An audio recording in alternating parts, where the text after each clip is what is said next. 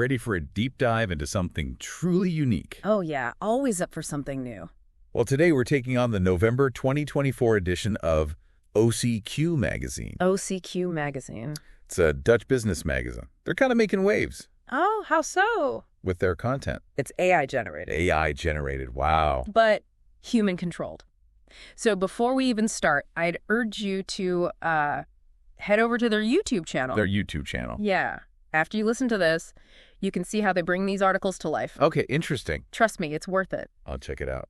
It's fascinating how they're embracing AI, but keeping that human element, you know. Yeah. This edition, it covers everything. I know. From how AI is impacting leaders and entrepreneurs to, well, like all the tricky questions about intellectual property and privacy these days. Right. And you can almost feel like you're flipping through the physical magazine yourself. Oh, really? Yeah. The layout, the design. They've really created this immersive experience. I see. Well, I'm ready to dive in. Okay, let's jump into Peter Arklank's forward then. Okay. He doesn't just welcome us. He throws down a challenge. He urges entrepreneurs to say yes to the potential of AI.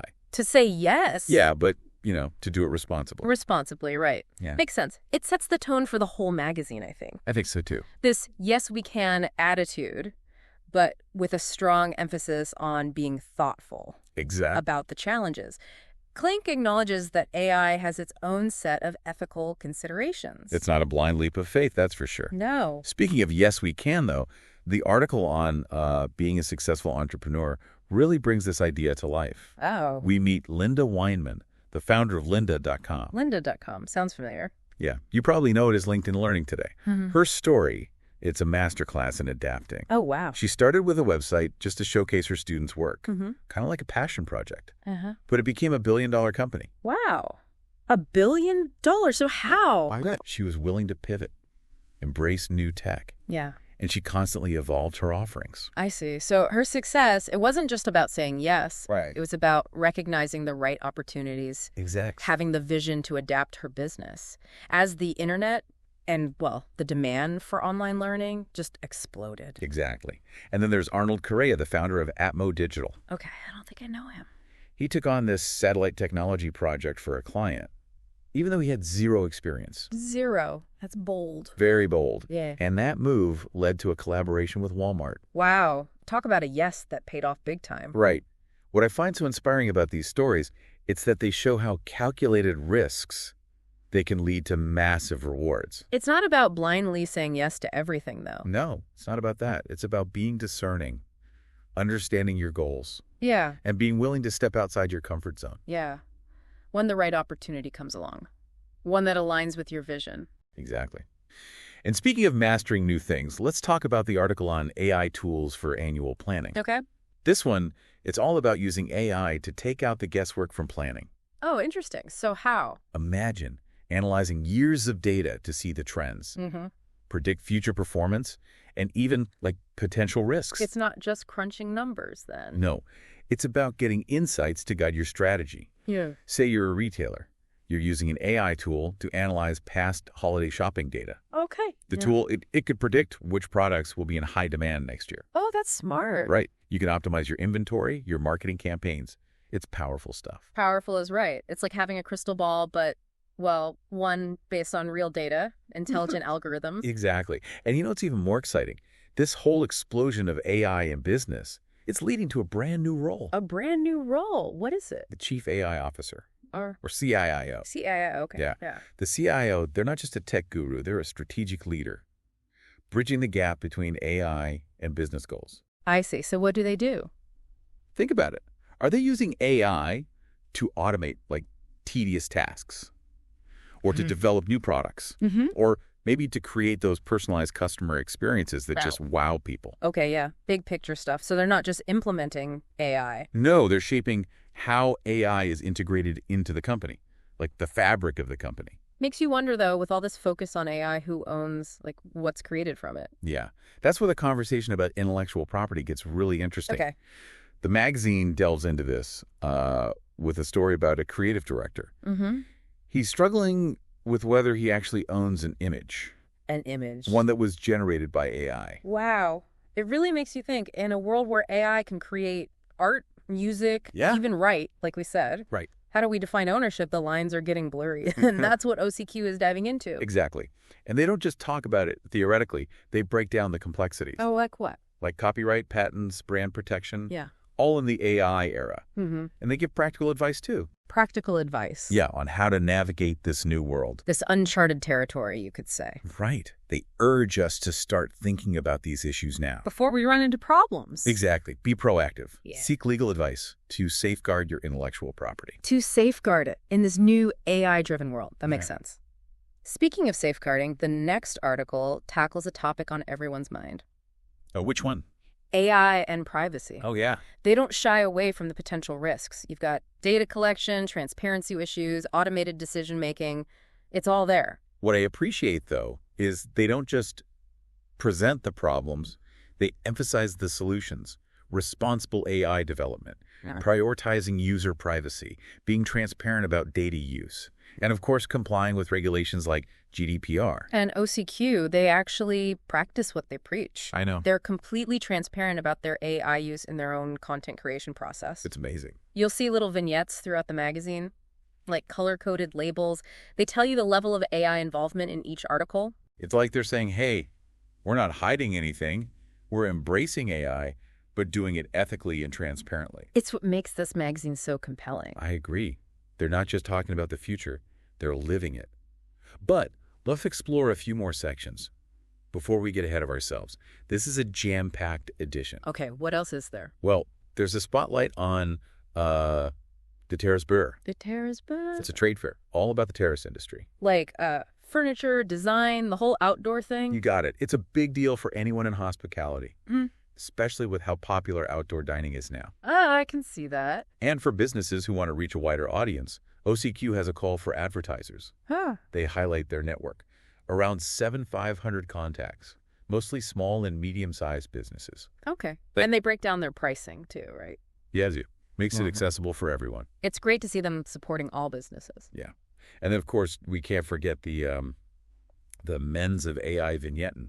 That's human or AI vignettes in English. We touched on it earlier. Right, the color-coded label. Exactly. This is where they get granular about how they use AI in each article. It's like a behind-the-scenes look at their process. Right, and it shows their commitment to transparency. Transparency, I think, is what sets them apart. They're embracing AI, but they're doing it right. Absolutely. Now, before we wrap up this first part, I want to circle back to what I said at the beginning. After you finish this whole deep dive, do yourself a favor and go check out OCQ Magazine's YouTube channel. Seeing their content in video, it adds a whole new dimension to this. We'll be right back with part 2.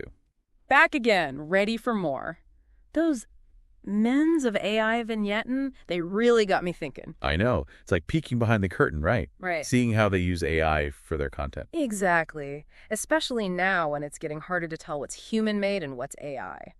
So let's break down these vignettes. Okay, so first we have the green one. Yeah. Human written. Pretty self-explanatory. The author saying, hey, I wrote this myself. Based on their own knowledge or sources they cite, I assume? Exactly. Then there's the orange vignette, partly AI generated. So it's more of a team effort. A collaboration.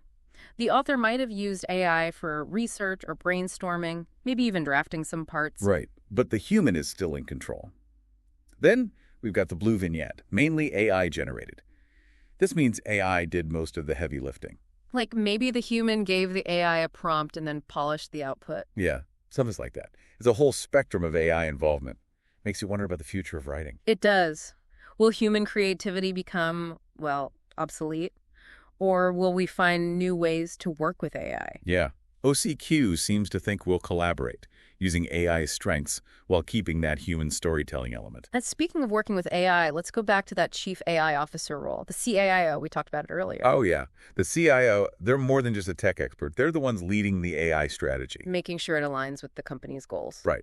So they're thinking about, are we using AI to automate things, to make new products, to create better customer experiences? They need to understand both the tech side and the business side. Definitely. Yeah. Translate complex AI into, like, real-world strategies. It's a big job. The article even talks about the challenges CAIOs face. Like balancing innovation and ethics, managing data responsibly, and finding the right people for their AI team. It's not easy. And those ethical considerations, they're crucial. Especially now, with AI becoming such a big part of our lives. We can't ignore the potential consequences. That's why I found that article, Revaluing Intellectual Property in the Context of AI. So interesting. Oh yeah, that one was thought-provoking. Remember that creative director?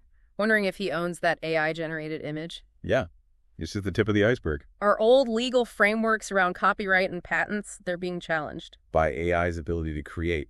So who owns an AI-generated song? Or a painting? A piece of code? Big questions. And OCQ does offer some insights. They even have practical advice, like documenting your process, talking to lawyers early on, and having systems to protect your work. Be proactive, right? Safeguard your creations in this new world. Absolutely. And that leads us to the next article. Privacy. It's on everyone's mind. OCQ lays out the risks. Data collection, lack of transparency, biased decision-making by AI, data breaches. It's a lot to think about, but they do offer solutions. Yeah.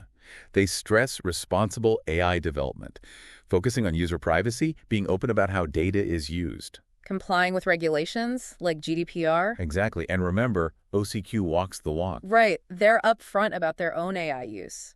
Those men's of AI vignetten, they show that. It's a good model for other businesses. Be open and honest about using AI. It builds trust. Now, before we get to the final part, I just want to say the magazine's design is fantastic. Bold colors, great images, easy to read. It's a reminder that even in our digital world, print can still be powerful. But speaking of digital... You're going to remind everyone about their YouTube channel, right? Absolutely. You've got to check it out. Seeing their content in video, it's a whole other experience. It's the perfect complement to this deep dive. Welcome back for the final part of our OCQ deep dive. It's been quite a journey exploring AI and business. It has. We still have some interesting stuff to cover, though. We do. Like the spotlight on de Terrasbourg. De Terrasbourg. What's that? It's a trade fair all about terraces. Terraces, like outdoor spaces. Exactly. Furniture, design, the whole experience. Right. It's at the XPO Greater Amsterdam in December. Oh, yeah. Anyone in the hospitality industry should check it out, especially with outdoor dining being so popular. Yeah, that makes sense. Yeah. So networking, new trends, inspiration for outdoor spaces. It's all there. And speaking of reaching a wider audience, OCQ has a call for advertisers in this edition. Right, they mentioned that. They talk about their network, 7,500 contacts, mostly small and medium businesses, and they even list their pricing. Makes it easy for businesses of all sizes to get involved. That's the idea. As part of their mission, to support businesses as they grow. Providing content and a platform to connect. Exactly. And as we get to the end of this magazine, OCQ leaves us with a call to action. Oh, yeah. What do they say? They urge us to keep exploring their content. Makes sense. Visit their website, or better yet, their YouTube channel. That's where their articles really come alive. Imagine seeing those AI images, hearing the experts talk, getting a visual glimpse into the future. It's a great way to add to what we've discussed today. Get a deeper understanding. I'll definitely be checking it out. It's a reminder that learning doesn't stop when you close the magazine. Or turn off the podcast. It's an ongoing journey. And OCQ is a great resource for anyone who wants to stay ahead of the curve in business and technology. Couldn't agree more. So to our listeners, go explore OCQ's content in print and online. Invest in your knowledge, your future. And that YouTube channel, don't forget, you won't regret it. Thanks for joining us on this deep dive. Until next time, keep exploring, keep learning, and keep pushing the boundaries.